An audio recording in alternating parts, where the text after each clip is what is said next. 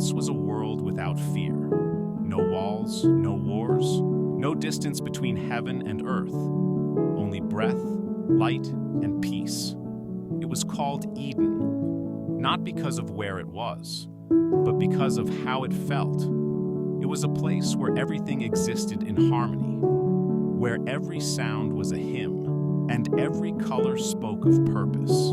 In that first dawn, the world did not yet know loneliness. The rivers hummed softly, the wind spoke kindly, and the soil carried the warmth of its maker's touch. It was not just paradise, it was relationship itself, unbroken and unafraid. When the earth was young, everything listened. The sea knew how far to come. The stars knew where to stand. Each seed in the ground waited for the right moment to rise. And when it did, it bloomed without jealousy, without striving. Every living thing shared the same rhythm. To exist was to worship. And in the center of this divine garden stood two beings, man and woman, reflections of the eternal. They were not rulers by conquest, but stewards by design. Their authority was not domination, but care. The lion did not fear them. The bird did not flee. Because in Eden, peace was not negotiated. It was native. When Adam named the creatures, he did not do so with superiority, but with affection. He looked into the eyes of creation and saw kinship. He was not alone anymore. The story of humanity begins not with power, but with partnership. When Eve opened her eyes for the first time, the world became complete. The wind shifted. The garden seemed to sigh in relief. For now, there was balance. She was not made from the ground, but from the side. A symbol that love is neither above nor beneath, but beside. When Adam saw her, he didn't speak a command. He spoke a poem. This is bone of my bone and flesh of my flesh. In that moment, language found its true purpose, not to control, but to connect. They walked together through the garden's soft light. Everywhere they looked, beauty mirrored understanding. They needed no temple, for the whole earth was one. And when the evening came, the Creator himself walked with them, not distant, not hidden, but as a friend. Imagine that, hearing the sound of God walking among leaves. Not thunder, not command, just presence. The kind of nearness that didn't need words to be understood. The first conversations between heaven and humanity were not prayers of desperation. They were exchanges of delight. Adam spoke about what he had discovered that day. A new bird, a river bend, a sunset. And God smiled, not as judge, but as artist admiring a student's joy. It was a relationship built on mutual seeing. No fear, no guilt, no hiding. Just the stillness of being known completely and loved anyway. Eden was more than a place. It was an ecosystem of trust.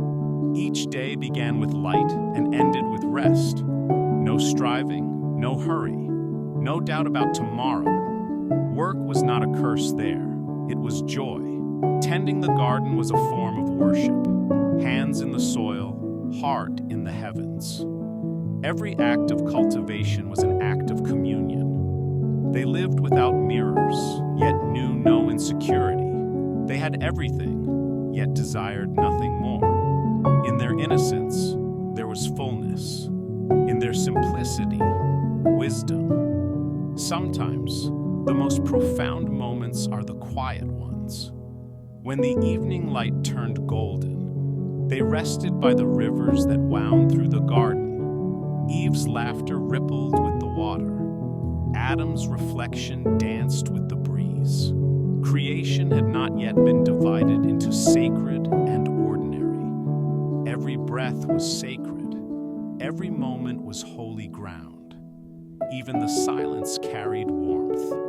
The kind that reminds you that love doesn't need to speak to be present. And yet, in the midst of all perfection, one mystery remained.